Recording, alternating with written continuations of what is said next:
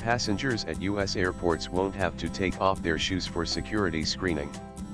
Hey race why travelers racing to catch a flight at the U.S. airports will no longer be required to remove their shoes during security screenings, Homeland Security Secretary Kristi Noem said on Tuesday. Noem said the end of the ritual put in place almost 20 years ago was immediately effective nationwide.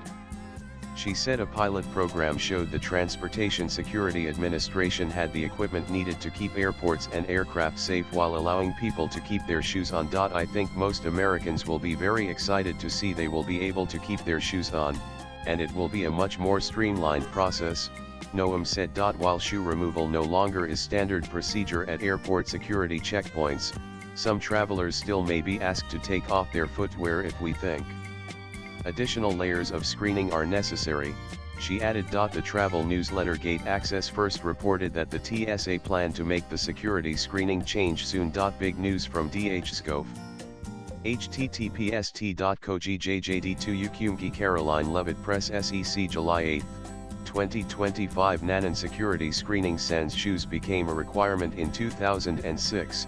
Several years after shoe bomber Richard Reed's failed attempt to take down a flight from Paris to Miami in late 2001. All passengers between the ages of 12 and 75 were required to remove their shoes, which were scanned along with carry-on bags and other separated items such as outerwear. Travelers previously were able to skirt the requirement if they participated in the TSA PreCheck program, which costs around $80 for 5 years.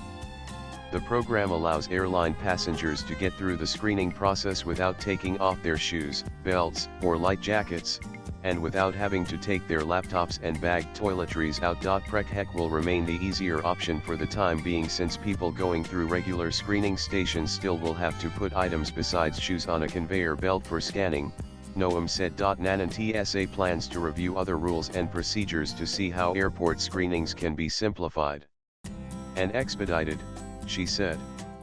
The agency is testing separate lanes for military personnel and families with young children, and expects to pilot other changes in the next 6 to 8 months, Noem said. In recent years, federal authorities have explored facial recognition technology and implemented Real ID requirements as a way to verify the identities of passengers. Nanan The Transportation Security Administration began in 2001 when President George W. Bush signed legislation for its creation 2 months after the 9/11 attacks. TSA hired federal employees as agents to replace the workers for private companies that airlines had used to handle security. President Donald Trump's Transportation Secretary, Sean Duffy, asked the public in an April social media post what would make travel more seamless. The following day, Duffy posted on X that, "It's clear that TSA is the one travel complaint that falls under the Department of Homeland Security. I'll discuss this with SEC_Noem." Trump fired TSA Administrator David Pekosk in January in the middle of a second 5-year term.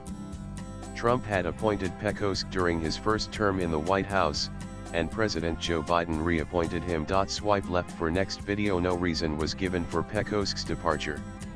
The administrator position remains vacant, according to the TSA website. Inputs from AP latest blogs.